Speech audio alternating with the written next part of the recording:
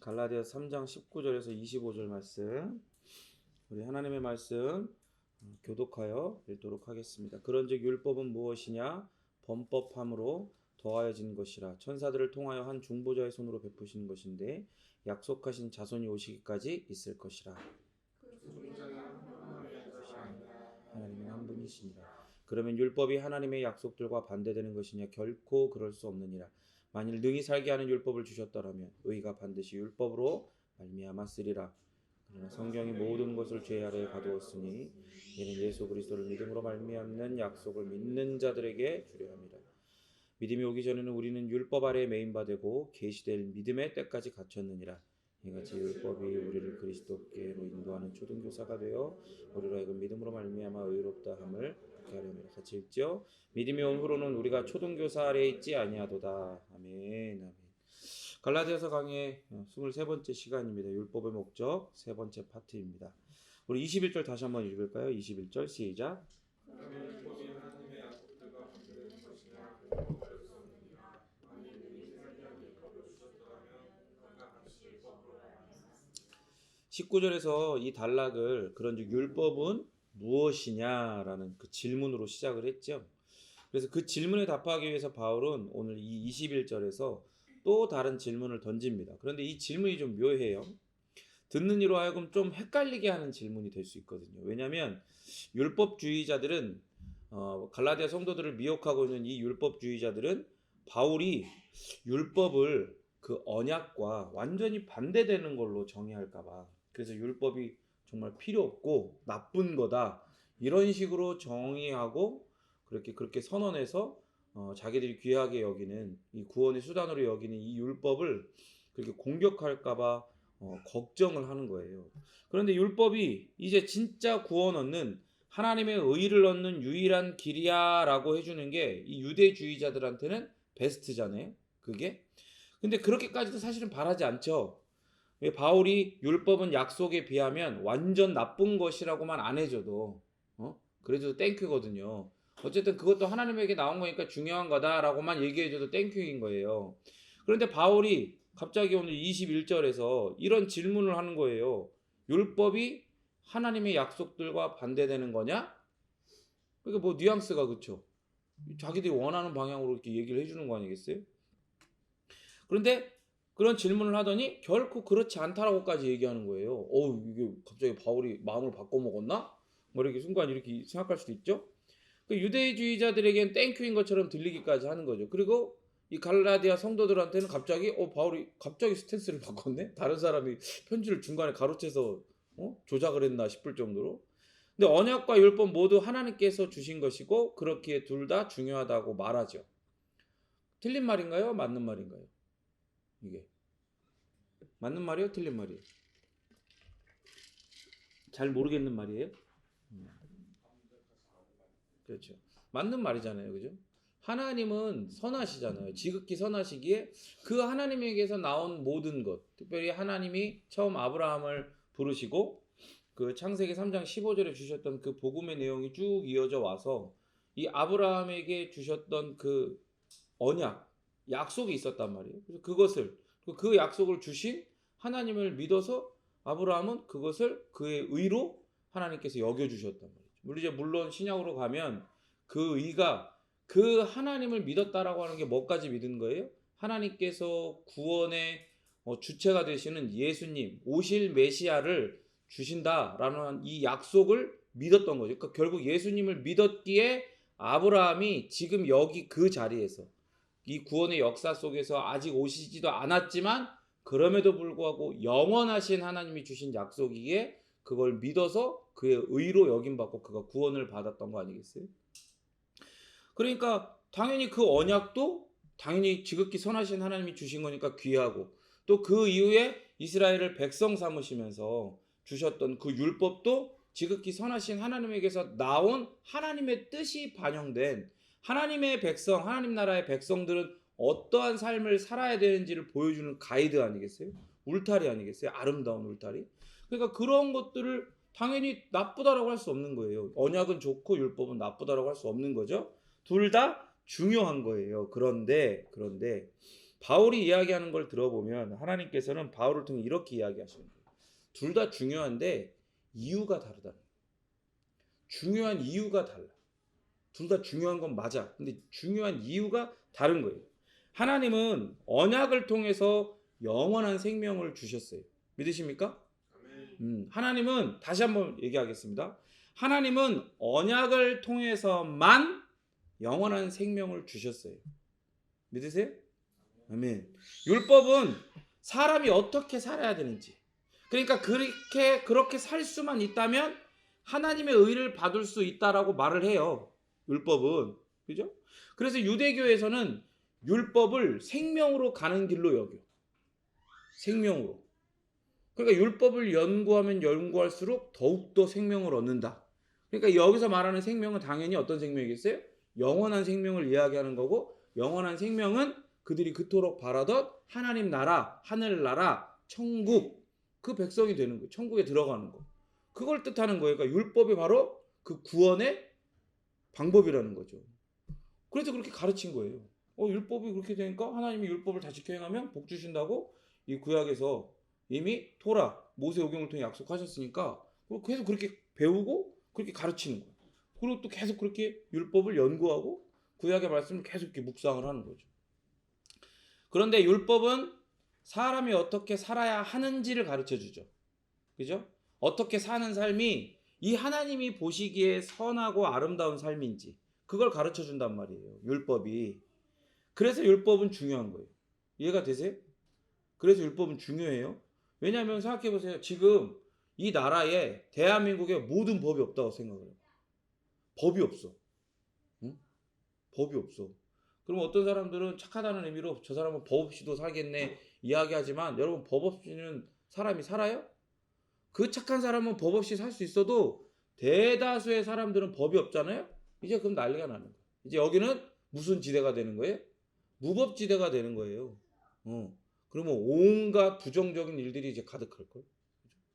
우리는 여기서 나갈 수가 없어. 여기도 문 다 잠그고 막 아마 장고도 아마 막 부시고 막 들어와서 뭐 어떻게 하려고 하고 훔쳐가고 막 뭐 그렇게 하려고 할 걸.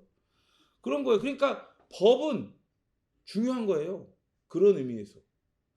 그런데 율법은 그러한 삶을 보여주지만 하나님께서 그 율법을 통해 하나님이 원하시는 기뻐하시는 삶이 어떤 삶인지를 계시하여 주시지만, 하나님이 기뻐하시는 그러한 삶을 살 수 있는 능력을 그 율법 안에 주시지 않았어.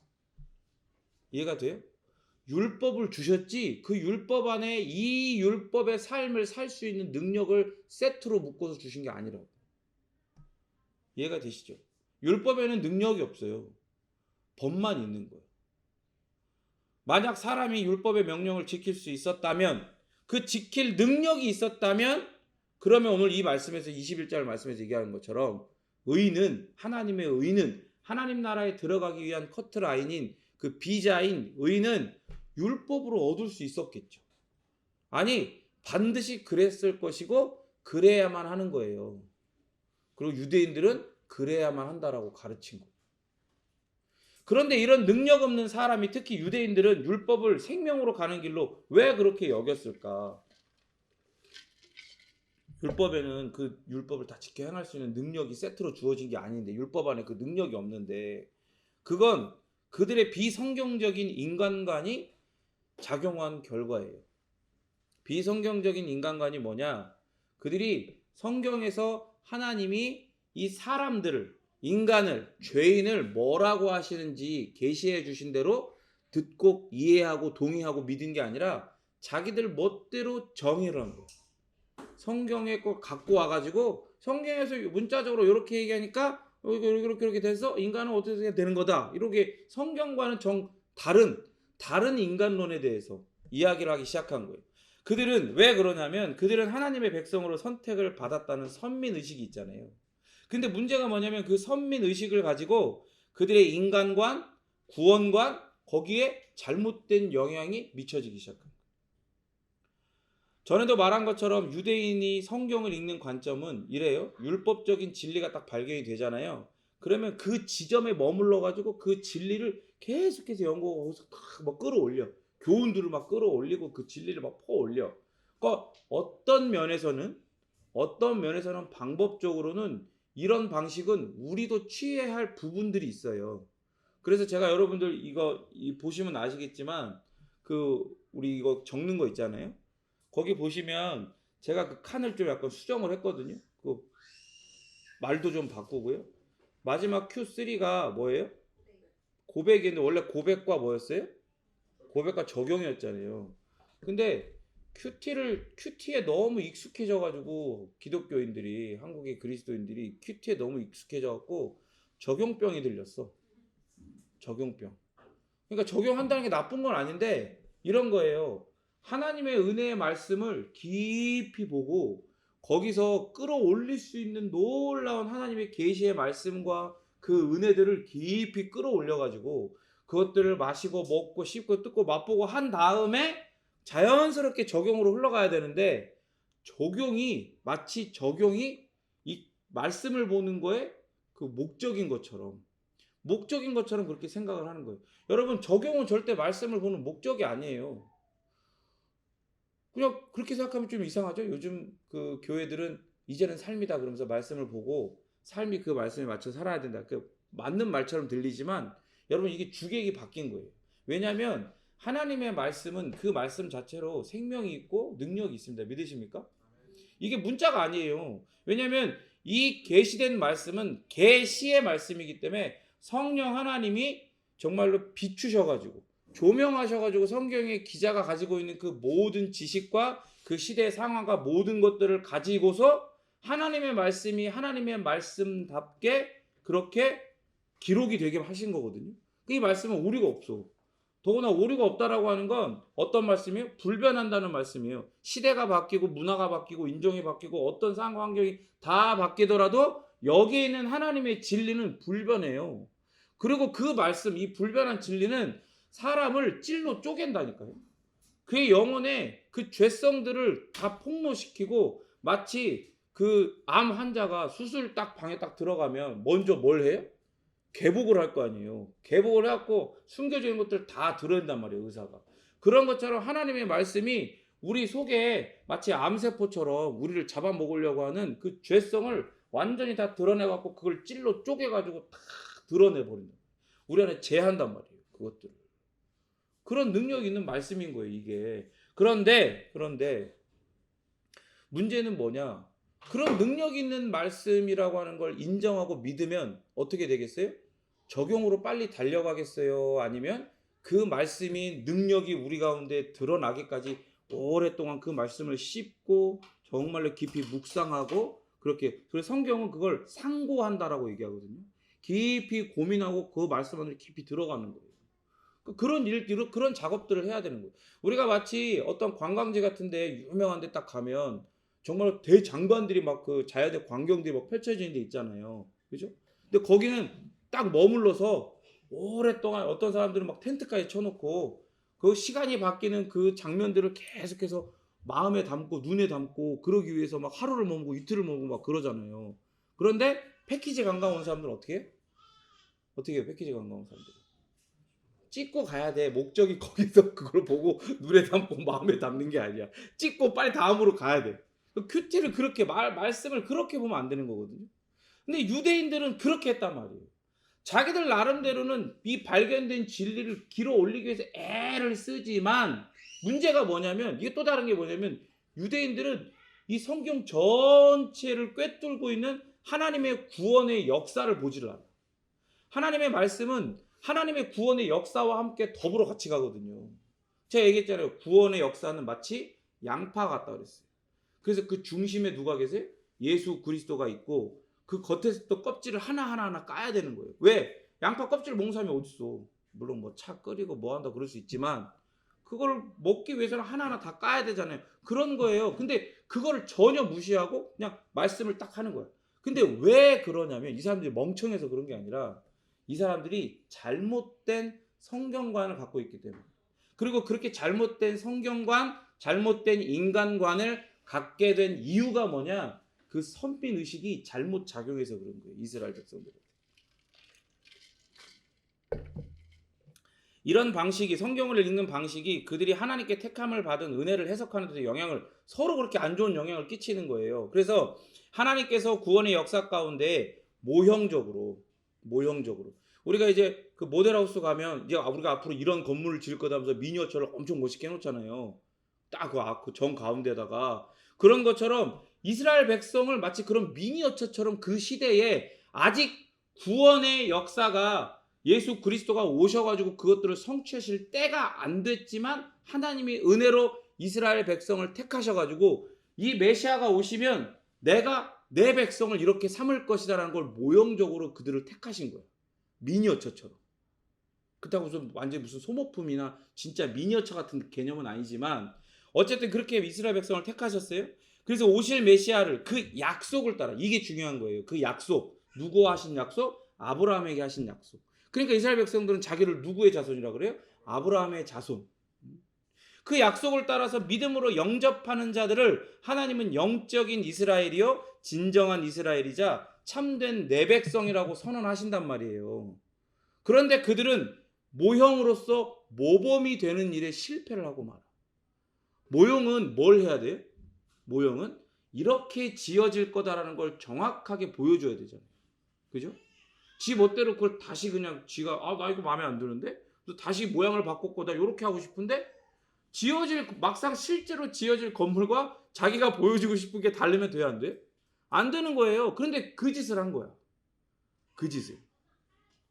그래서 하나님이 말씀을 주셨잖아요. 율법을 주시고 말씀을 주시면 그걸 가지고 사람들한테 하나님의 뜻이 이런 거다라면서 그것도 다른 이방 모든 사람들한테 그것을 전해주고 오실 메시아를 함께 기다렸어야 되는데 심지어 그리고 그 율법을 자기의 의, 자기 공로, 자기 열심 이런 거에 재료로 삼을 게 아니라 말 그대로 하나님의 율법을 가지고 하나님 나라의 아름다운 백성의 삶을 삶으로 다른 백성들, 다른 이방 족속들도 야 저렇게 사는 게 진짜 아름다운 삶이다. 우리도 하나님 믿자. 하나님 법 따라 살자. 이렇게 됐어야 돼요.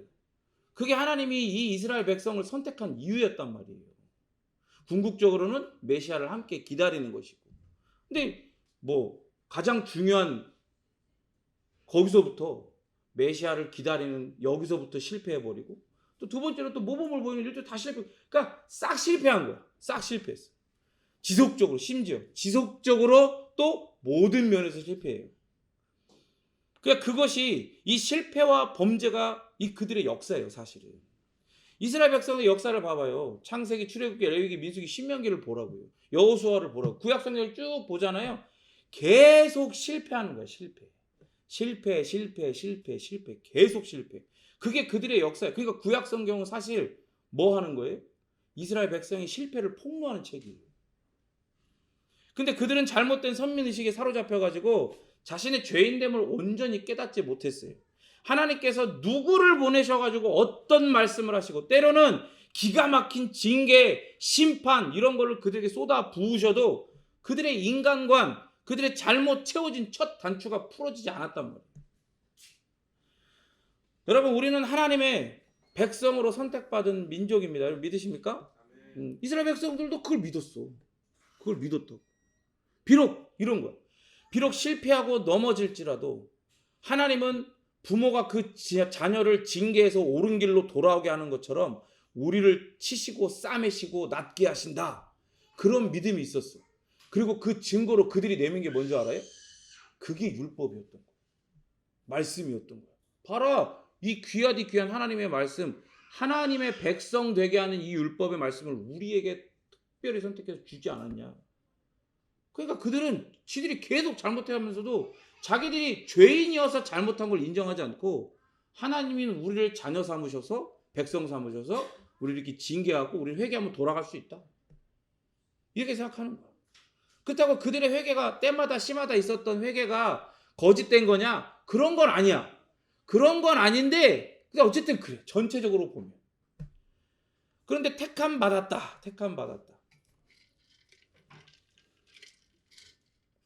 이게 이들한테는 어떻게 여겨지냐면 이런 거예요. 우리는 완전하게 따라합니다. 죽어있는. 그러니까 하나님을 알만한 생명, 하나님과 관계를 맺을 수 있는. 하나님과 관계를 맺는다라고 하는 건 하나님이 기뻐하시는 삶을 살 수 있는, 그죠? 하나님이 하라고 하신 거 하고 하나님이 하지 말라고 한 거 안 하고 더불어 하고 안 하고 순종하는 게 그냥 순종하는 게 아니라 정말 하나님을 사랑해서 이웃을 사랑해서 그렇게 하나님을 사랑하고 이웃을 사랑해서 그렇게 순종하는 거 그거를 어떻게 할 수가 없는 거야. 죄인은 왜? 죽어 있으니까. 성경은 그렇게 이야기해요. 하나님을 알만한 생명, 하나님과 관계 맺을 수 있는 생명이 아예 죽어 있기 때문에 죄인이다라고 얘기하는데 이 사람들은 어떻게 생각하는 거예요? 택함 받았다 우리는. 그래 쟤네들은 개만도 못해. 이방 족속들 저것들은 개만도 못해. 우리랑 감히 겸상도 못하지. 저것들은 이미 죽어 있는 거 맞는데 우리는 택함 받았지 않았냐. 그러니까 우리는 완전히 죽어 있는 건 아니다.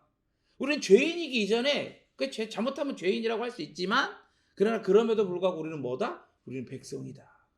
하나님의 백성이다. 선민이다. 선택받은 민족이다. 그러면 어떤 가능성이 있는 거 아니겠는가? 그래서 하나님께서 아브라함을 통해 다윗을 통해 수많은 선지자를 통해 우리 민족을 버리지 않으신다고 약속하시고 그러니까 하나님께서 이렇게 버리지 않는다고 약속하시거든요. 그런데 그게 이스라엘 백성이 뭔가를 잘해서 혹은 이들이 오해하고 있는 것처럼 자기들한테 뭔가 가능성이 있고 자기들이 죽지 않아서 완전히 죽어있지 않은 잠깐 병들어 있는 그 정도의 상태여서 그런 게 전혀 아니거든요. 왜 그런 거예요?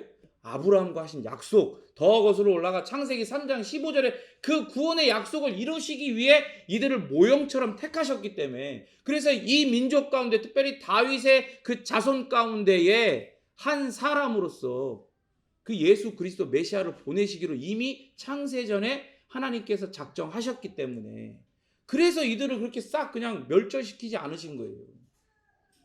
그런데도 불구하고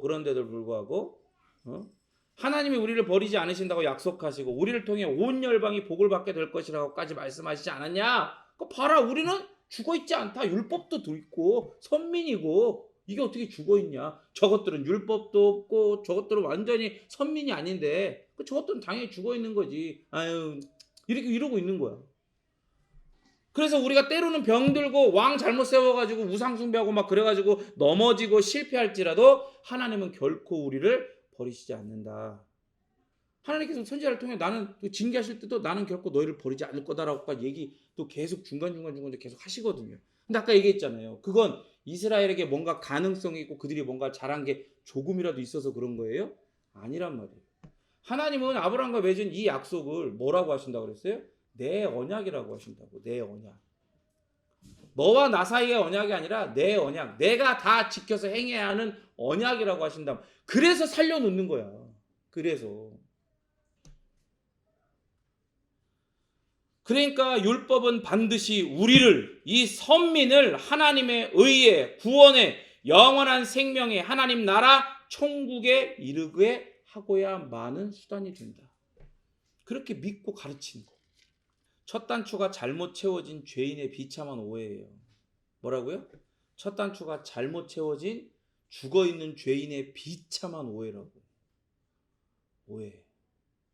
착각은 자유가 아니라 뭐라고 그랬어요? 오해라니까. 착각하고 있는 거야. 자기는 죽은 게 아니고 잠깐 병들었어. 이 병만 하나님의 도우심으로 낫기만 하면 우리에게 주신 이 율법을 지켜 행해가지고 하나님의 그 의를 획득할 수 있는 하나님으로부터 요구해갖고 받아낼 수 있는 존재들이라고 지들을 오해하고 있는 거예요. 그들을 택하신 것과 그 증거인 율법이 그들에게는 뭐라고 오해된 거예요? 아까 율법에는 뭐가 없다고 그랬어요? 율법에는 그 율법을 지켜 행할 수 있는 능력이 없다 그랬잖아. 그런데 이들은 자기들이 선택받은 것 그리고 하나님 주신 율법 이 두 개가 뭐로 여겨진 거예요? 능력으로 여겨진 거예요. 우리 할 수 있다 우리는. 잠깐 병든 거지. 그러니까 때마다 심하다 선지자 보내갖고 쳐가지고 또 막 뭐 죽기도 하고 넘어지기도 하고 뭐 하지만 우리 버리시지 않잖아. 우리 선민이야. 이러는 거야 이 사람들. 여러분 보세요. 이렇게 인간관이 인간론이 잘못되잖아요. 그러면 구원론은 도미노처럼 넘어져요. 다 두두두두두 넘어가. 왜요? 인간론이 잘못되는 건 하나님에 대한 오해, 말씀에 대한 계시에 대한 오해 때문이에요. 그러니까 뭐에서부터 쭉쭉쭉쭉쭉 무너진 거예요? 하나님에 대한 오해 때문에 무너졌죠. 그 신론이 이미 잘못된 거예요. 그리고 뭐가 또 무너져 있어요? 그 하나님이 당신의 뜻을 계시해주고 당신의 존재 방식, 당신의 뜻, 당신의 구원의 역사 이런 모든 것들을 계시해 주신 성경을 보는 관점도 이 신론이 무너지니까 어떻게 무너져요? 그 성경론도 같이 무너져요. 성경론이 무너져갖고 꽉 부딪혀오니까 그 다음에 뭐가 넘어져요? 인간론이 넘어져요. 인간론이 넘어지니까 또 뭐가 넘어져요? 구원론이 넘어지는 거예요. 그게 넘어지니까 뭐가 더 넘어져요? 종말론이 넘어지는 거예요. 종말이 어떻게 될 것인가. 그러니까 이들은 어떻게 생각해요? 이렇게 다 무너져 있으니까 우리 선택받았어. 우리 능력 있어. 그러니까 이들이 바라는 메시아는 어떤 메시아예요?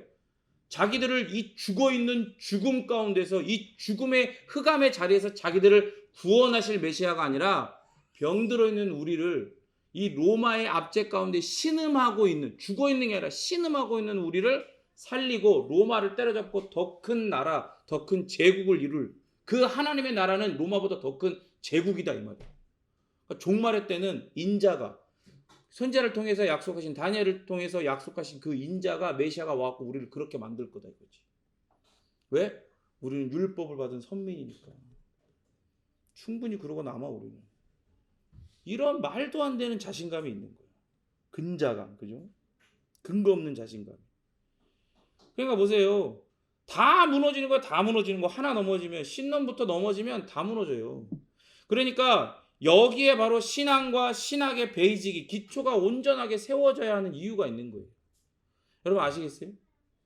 그러니까 저는 항상 미안하게 생각하는 게 뭐냐면 여러분들께 이 설교를 성경의 내용을 재밌고 더 쉽게 더 짧게 그리고 여러분들 마음에 팍 그렇게 꽂히게 그렇게 설교할 수 있는 능력이 없는 게 한탄스러워. 개탄스러워. 제가 이렇게 가볍게 얘기하는 것 같잖아요. 그게 제 항상 고민이에요. 그게 큰 고민이라고. 여러분들 미안한 마음, 하나님 죄송스러운 마음이고 이 마음과 얼마나 많이 싸우는지 몰라요. 아 나는 목회를 그만해야 되나? 설교를 그만. 그런 마음과 얼마나 많이 싸우는지 몰라요. 그러나 그럼에도 불구하고 재미있게 트렌드하게 설교를 하지 않는 이유는 뭐예요? 기초는 무너뜨리면 안 되겠다는 생각이 있으니까. 나중에 하나님 앞에 가갖고 야 너 설교 너 제대로 안 하더라? 너 똑바로 안 하더라? 너 재밌게 안 하고 너 성도들의 마음에 귀에 확 꽂히게 그렇게 잘 해야지. 누구 목사는 그렇게 잘하는데 넌 좀 못하도 좀 보고 배우지 그랬어. 아, 죄송합니다. 근데 그건 죄송하고 이거 하나님 앞에 잘못을 또 빌고 그럴 수 있지만 너 나에 대해서부터 신론부터 아주 그냥 말아 먹었던데 그렇게 얘기하면 하나님께서 이렇게 책망하시면 뭐라 그럴 거야 하나님 앞에. 성경도 잘못 가르치고 성도들 완전히 다 소경 만들어가지고 이 세상에서 정말로 구원이 메시아가 하나님이 필요한 존재가 아니라 자기들 살짝 병들은 존재로 착각하게 해가지고 자기들 욕망 따라서 양다리 걸치고 니네 살아가게 했더라? 그렇게 얘기하면 내가 하나님 앞에 뭐라 그랬어 제가. 여러분도 그렇게 배워가지고 하나님 앞에 쓰면 여러분 뭐라 그럴 거예요. 그죠? 그러니까 여러분 제가 하는 게 이거예요. 어떤 건요. 이 하랑이가 조금씩 크잖아요. 그러니까 지금은 그렇게 죽 같은 걸 안 먹어요. 밥을 먹이거든요. 그러니까 크면 클수록 조금씩 더 딱딱한 걸 먹어야 돼요. 그죠? 그러니까 여러분도 마찬가지. 우리가 하나님 앞에 크면 클수록 장성할수록 어떻게 해야 돼요? 어렵더라도 트렌드하지 않고 재미없더라도 하나님의 말씀을 하나님의 말씀답게 듣고자 하는 마음이 있어요. 더 바라기는 그걸 사모하는 마음이 있어요. 그래서 율법은요 약속과 같은 그런 기능을 할래야 할 수 없어요. 죄인에게 율법은 의가 아닌 정죄, 심판 이것만 불러일으켜요. 왜? 그 안에 능력이 없으니까. 그런데 약속은 율법과 대조적으로는 뭘 줘요? 따라합니다. 생명. 왜 그래요? 율법은 능력을 주지 않지만 하나님의 약속은 여러분 이걸 아셔야 돼요. 하나님의 약속은 그 자체가 능력이에요. 이해가 되세요? 하나님의 약속은 그 자체가 능력입니다. 여러분 이거 믿으십니까? 여러분 이걸 정말 여러분 믿으셨으면 좋겠어요. 그리고 이걸 경험하셨으면 좋겠어요. 이거. 제가 예전에 그런 적이 있어요.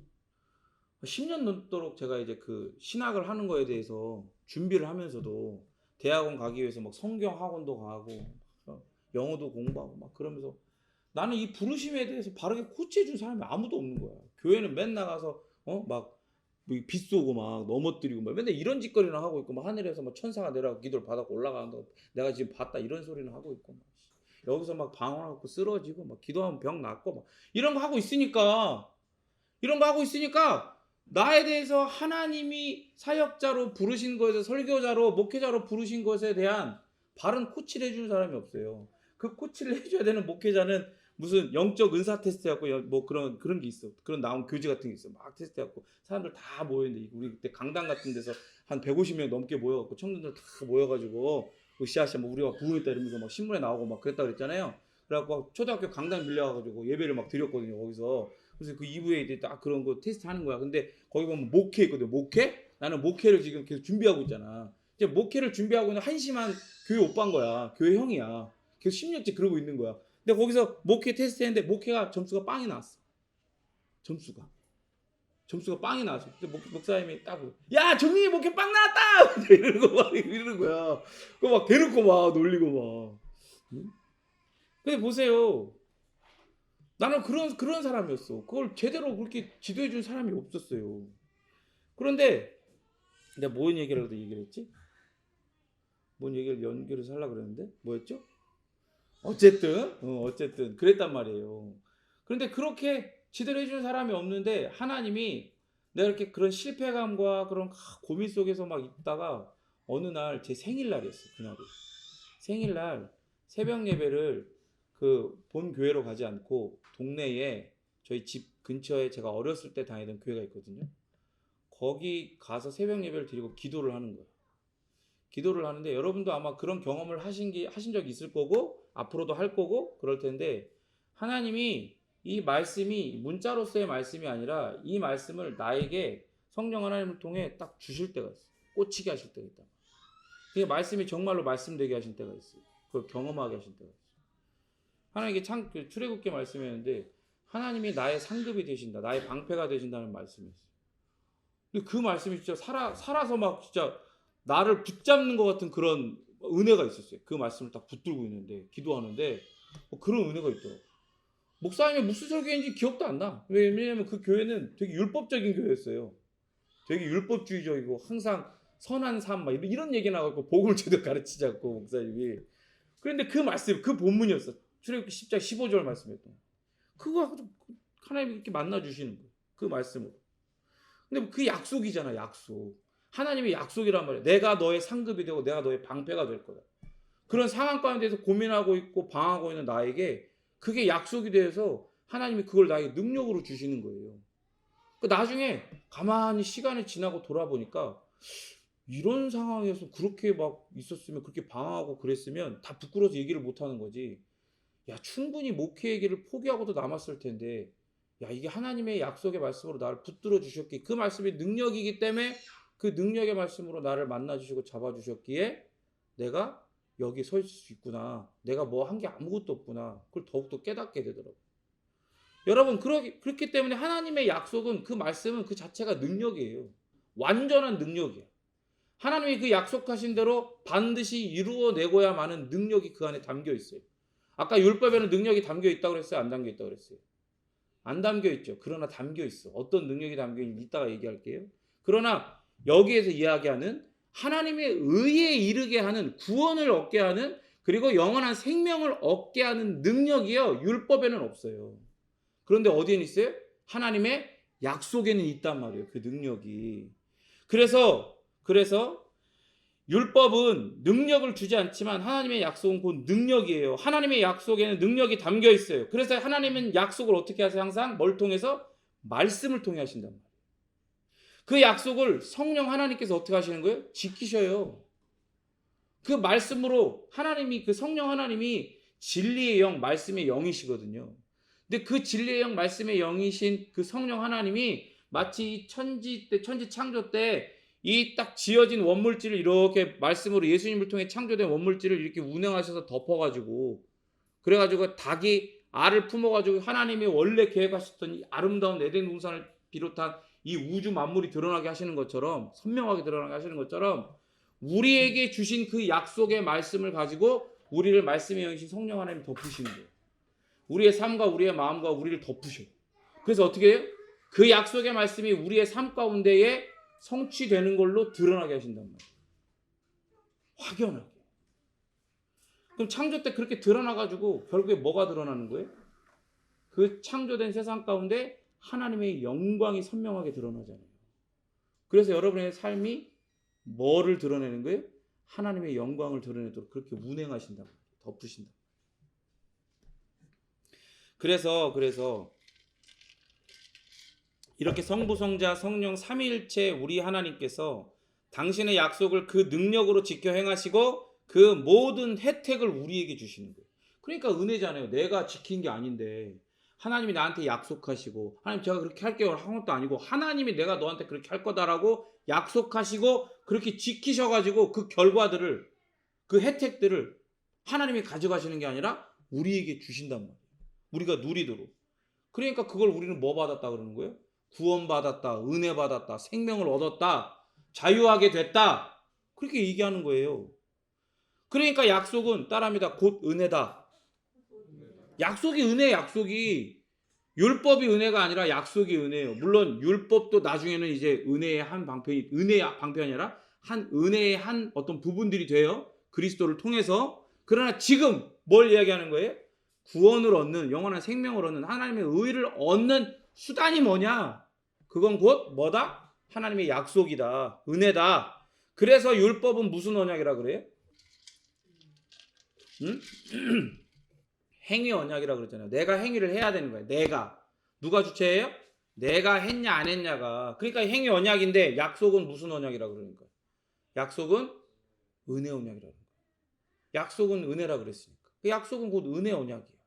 그렇게 행위 언약인 율법은 죄인의 능력 없고 자격 없음을 폭로해가지고 하나님의 의를 얻는 유일한 길은 십자가와 그리스도의 은혜라는 걸 딱 가르쳐줘요. 표지판처럼. 그러니까 율법은 약속과 대등한 거예요? 아니죠. 율법이 따라합니다. 약속을 섬긴다. 율법이 약속을 섬기는 거예요. 그래, 그 은혜 계약서, 이 은혜 언약이라고 그랬잖아요. 그러니까 이거 계약서가 있잖아요. 그 계약서 안에 담겨 있는 한 줄인 거야. 뭐가? 율법이. 그러니까 딱 이런 거. 1항, 2항 있고 1항 이건 하나님의 언약, 내 언약이다. 2항 이걸 성취하는 건 누구다? 예수 그리스도시다. 그리고 그 공로는 그 모든 것들은 다 누가 얻는다? 하나님이 택하신 하나님의 백성이 얻는다. 뭘로? 믿음으로. 사망이 뭐가 딱 돼 있어요? 율법은 죄인이 죄인인지를 모르고 죽어 있음을 모르는 그 비참한 죄공장에게 그 비참한 상태와 오해된 신론, 성경론, 인간론, 구원론, 종말론 그 모든 헛된 것을 폭로하고 오직 구원과 의 그리고 영원한 생명은 하나님의 은혜의 약속을 따라 예수님에게서만 믿음으로 찾을 수 있다는 것을 가리키는 표지판임을 밝힌다라고 딱 적혀 있는 거야. 율법이. 그래서 루터는 종교개혁을 일으킨 마틴 루터는 율법의 주된 목적 중 하나를 사람들이 죄를 깨닫게 하여 그들을 그리스도께 데려가는 것이라고 말했어요. 율법의 목적이 정죄하고 때려 죽이려고 하는 게 아니라 하나님이 원래 율법을 주신 율법의 참된 기능은 뭐다? 가장 주된 기능이 뭐다? 뭐라는 거예요? 자기가 죄인이라는 걸 깨닫게 해갖고 죽어있다는 걸 깨닫게 해서 영원한 생명의 유일한 주인이신 예수 그리스도께로 데리고 가는 거. 그게 바로 율법의 주된 기능이요 목적이라는 걸 이야기해 주는 거예요. 그래서 존 스토트 목사님은 이런 부분을 이렇게 얘기했어요. 율법이 먼저 자신에게 계시되지 않았을 때는 복음에 대해 아무도 감사하지 않았다. 별들이 빛을 발하는 것은 오직 밤하늘에 칠흑 같은 어둠이 찾아왔을 때다. 복음이 빛을 내는 것은 오직 죄악과 심판이라는 어두운 배경에서다. 여러분 이 말이 이해가 가세요? 죄인이 자기가 뭔가 이렇게 착각해가지고 내가 지금 병들은 거지라고 생각하던 죄인에게 율법이 막 후려치는 거야. 그래가지고 너는 헛소리 하지 마. 너는 완전 죽어있어. 하나님 앞에 아무것도 못해. 봐봐 임마 이러면서 딱 폭로하는 거야. 그리고 그 율법 때문에 누가 죽었어요? 예수님이 죽었어. 예수님은 심지어 율법을 다 지켜 완성하셨는데도 불구하고. 왜? 율법을 내가 못 지켰으니까. 봐봐라 예수님 저렇게 처참하게 죽었냐. 너 때문에 그런 거야 임마. 네가 율법을 다 지켜 행하지 않아서 네가 능력이 없고 자격이 없어서 예수님이 저렇게 죽은 거야. 예수님 자격과 능력이 다 있으신데. 그래갖고 어떻게 하는 거예요? 우리가 서 있는 이 자리가 죄악과 심판과 영원한 사망이라는 자리라는 걸 깨닫게 하는 거야. 그래가지고 나를 폭로한 그 예수 그리스도의 십자가를 바라보고 예수님을 믿고 회개하고 돌아오게 하는 거라고. 그게 율법의 목적이라고요. 그러니까 율법주의자, 유대인이건 혹은 지금 이 갈라디아 성도들을 괴롭히는 이 유대주의자이건 혹은 반펠라기안주의자이건, 반펠라기안주의가 뭔지 아시죠? 약간 카톨릭적인 구원관을 주장하는 자들이에요. 하나님이 은혜로 예수님 보내주셔가지고 구원이 시작됐지. 근데 그건 시작됐지만 이제 나머지는 누가 해야 돼? 내가 해야 되고 내가 그걸 유지해야 되고 내가 나머지 반을 채워야 되는 거야. 내 선행으로 율법을 지켜서. 그런 게 바로 반펠라기안주의야. 왜냐하면 펠라기안은 뭐라 그랬냐면 아예 그런 거 필요 없어. 우리는 완전 살아있어. 우리는 완전 가능성이 있어. 다 필요 없어. 우리가 할 수 있어. 이렇게 얘기했거든요. 근데 반펠라기안이 뭐라는 거예요? 아, 시작은 안 돼. 시작은 아니야. 시작이 뭐예요? 시작은 반이잖아. 그러니까 시작 그 반은 하나님의 은혜로 예수님 통해서 해주시는 거야. 그러니까 그래서 반펠라기안주의라고 하는 거예요. 그리고 또 세관점주의자. 또 비슷한 이야기 하는 거야. 그리고 뭐든 간에 율법의 계시 앞에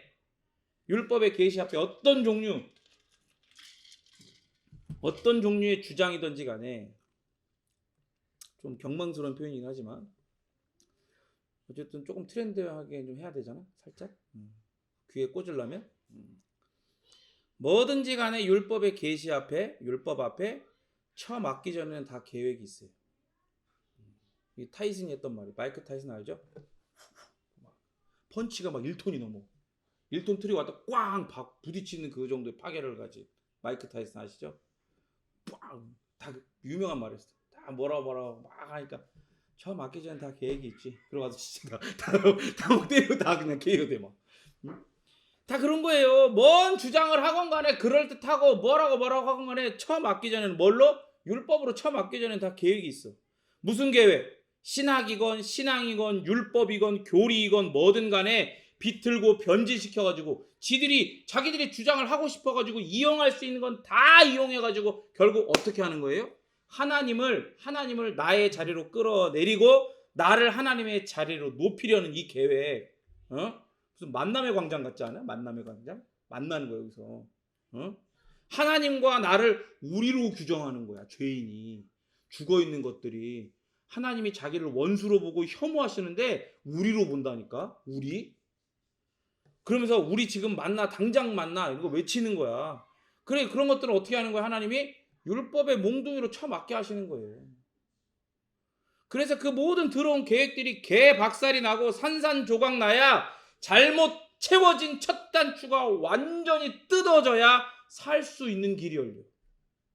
아니, 살 수 있는 유일한 길이신 예수님을 그제야 발견할 수 있는 은혜가 시작됩니다. 쳐맞고 이게 뜯어지지 않으면 안 된다니까. 문이 안 열려. 다시 말하지만 여러분, 율법은 악합니까? 선합니까? 네, 율법은 매우 선합니다. 왜? 하나님이 지극히 선하시니까. 그러나 구원을 줄 수는 없어요. 율법은 하나님의 뜻을 나타내지만 그게 생명의 근원이 아닌 거예요. 하나님이 거기에 생명의 근원을 두신 적이 없거든. 생명의 근원은 누구예요? 오직 예수님이에요. 창조 때 보여주셨잖아. 하나님이 말씀으로 세상을 창조하셨어요. 예수님을 통해서. 그 예수님에게 진정한 생명이 있는 거예요. 예수님에게만. 다른 것들은 생명이 없어. 심지어 하나님에게서 나온 이 선한 율법도 하나님은 거기에 생명을 주신 적이 없어. 그래서 바울은 계속 선언합니다. 22절 시작.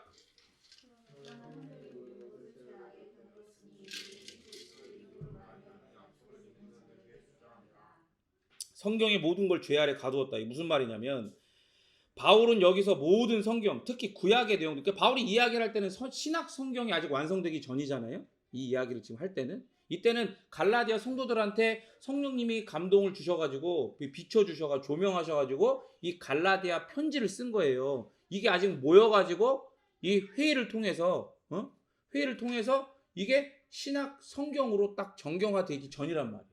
그 구약 성경만 이 구약 성경으로 인정되던 때예요. 그러니까 바울은 이 구약의 내용들이 모두 우리가 죄인이라는 걸 드러낸다라고 말하는 거예요. 아까 얘기했죠. 유대인들이 뭐라고 폭로한다고? 지들이 선민이라고 뭐라 능력 있다 얘기하지만 지들은 능력도 없고 자격도 없는 완전 실패자라는 걸, 죄인이라는 걸 계속해서 구약 성경에 드러낸다고 그랬잖아요. 구약 성경 특히 모세오경을 보세요. 하나님에 대한 끝없는 반역의 기록으로 가득한 이 토라, 모세오경을 토라라고 하거든요. 이 토라의 정수가 뭐예요? 토라의 정수가, 토라의 중심이 뭐냐고. 모세오경의 중심이 그 율법이야.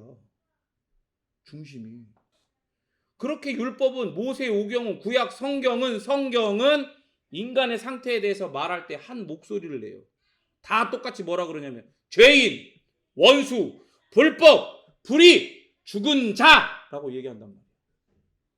그래서 성경의 모든 것, 사람이 중심된, 사람이 이유가 된 모든 피조 세계가 이 율법의 정죄 아래 갇혔다고 얘기하는 거예요. 그래서 이렇게 성경이 있어요.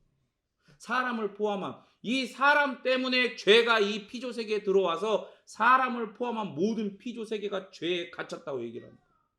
그래서 바울은 여기서 가두었으니, 싱클레이오라고, 헬라어가 무슨 뜻이냐면 가두다, 구금되다, 죄수가 되다라는 단어로 사용해요. 이게 무슨 말이에요? 모든 사람이 가석방될 희망도 없는 죄인이고 사형을 선고받은 죄수의 신분이다라고 얘기를 하는 거예요. 사람은 모두 다 저마다의 감옥에서 산다라고 불교에서도 이야기하고 철학자들도 이야기하거든요. 자유라는 말에 속고 있다고 말을 해요. 근데 여러분 생각해봐요. 율법의 측면에서 보면 일리가 있는 말이에요. 세상에서 어떤 소유와 소비를 하던 간에, 어떤 지위와 명예, 권력과 힘을 가지고 있건 간에 사람은 모두 죄인으로서 율법의 감옥, 죄의 감옥, 죽음의 감옥에 갇혀 사는 거예요. 쥐들만 그냥 눈 딱 가리고 귀 막고 나는 자유해 막 이렇게 얘기하는 거지.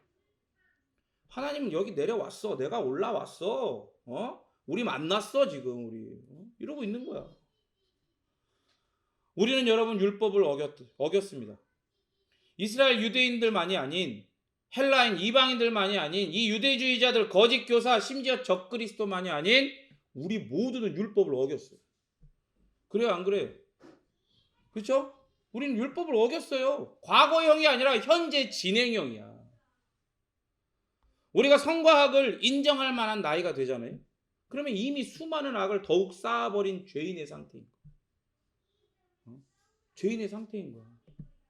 우리는 선한 행동을 통해서 하나님과 올바른 관계를 가질 수 없다는 걸 성경을 통해 알아요. 절대 없어. 그 똑같은 성경을 가지고 지들 멋대로 찔러 쪼개고 자기들 마음대로 막 변질시켜가지고 봐봐라 바울이 이렇게 얘기하지 않냐. 바울 시대에도 경건한 그런 바리새인들이 있었다. 그런 사람도 있었다.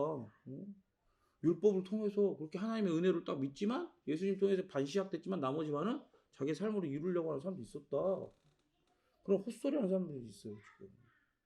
그러나 아까도 얘기한 것처럼 성경은 구약부터 신약, 창세기부터 요한계시록까지 이 죄인들에 대해서 똑같이 입을 모아 이야기합니다. 뭐라 그래요? 니네는 하나님의 원수요, 죽은 자요, 하나님의 영원한 멸망이 이미 따릅니다. 확정된 자. 확정된 자라고 얘기를 해요. 하나님이 정해놓으면 그건 끝난 거예요. 그렇죠? 하나님이 정해놓으면 끝난 거라고. 하나님이 너 사형 그럼 그냥 그건 이미 죽어 있는 거야.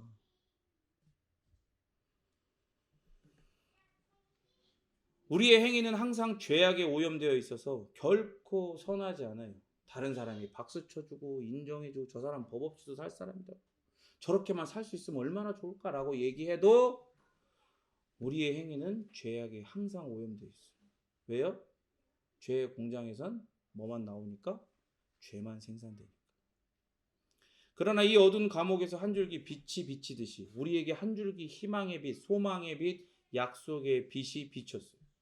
성령 하나님께서 우리를 거듭나게 하셔가지고 율법으로 우리의 절망적인 상태를 폭로하시고 파산된 우리가 우리 안에서가 아니라 우리 밖에서 희망을 찾게 하고, 그렇게 희망을 찾는 과정 가운데서 딱 보니 누구만이 희망이란 걸 발견해요? 오직 예수 그리스도만이 그 하나님의 약속을 따라 우리를 구원할 구세주로 우리를 인도하실 분이라는 걸 발견한단 말이에요. 이 모든 건 율법이 아닌 오직 하나님의 약속, 계약, 내 언약이라고 말씀하신 것을 통해 준비된 것이고, 이것은 오직 믿음을 통해서만 받는 약속이고 계약이고 하나님의 은혜의 언약입니다. 여러분 믿으십니까? 율법의 몽둥이로 맞은 여러분, 그럼 율법의 몽둥이로 맞았어요? 맞은 적이 없어요? 그러면 여러분 단언하는데 율법의 몽둥이로 맞은 적이 없는 사람은 첫 단추가 풀리지 않은 사람이에요. 자기가 얼마나 죄인이고 하나님의 원수고 죽은 자인지 깨달아 본 적이 없는 사람. 몽둥이로 안 맞았다. 그러면 그 사람은 지금 어떤 사람이에요? 죽어 있는 거예요. 성령 하나님이 그를 거듭나게 하시는 은혜를 아직 경험하지 못한 거예요. 율법의 몽둥이로 맞아야 됩니다. 맞아야 돼요. 그게 율법의 기능이에요. 생명이 없어, 능력이 없어. 그러나 율법이 하는 일은 바로 그 일을 하는 거예요. 그래서 율법의 몽둥이로 맞은 자들, 이제 예수 그리스도를 믿음으로 말미암는 약속을 믿는 자들이 되어서 이 은혜를 받아 누리시기를 간절히 바랍니다. 기도하겠습니다.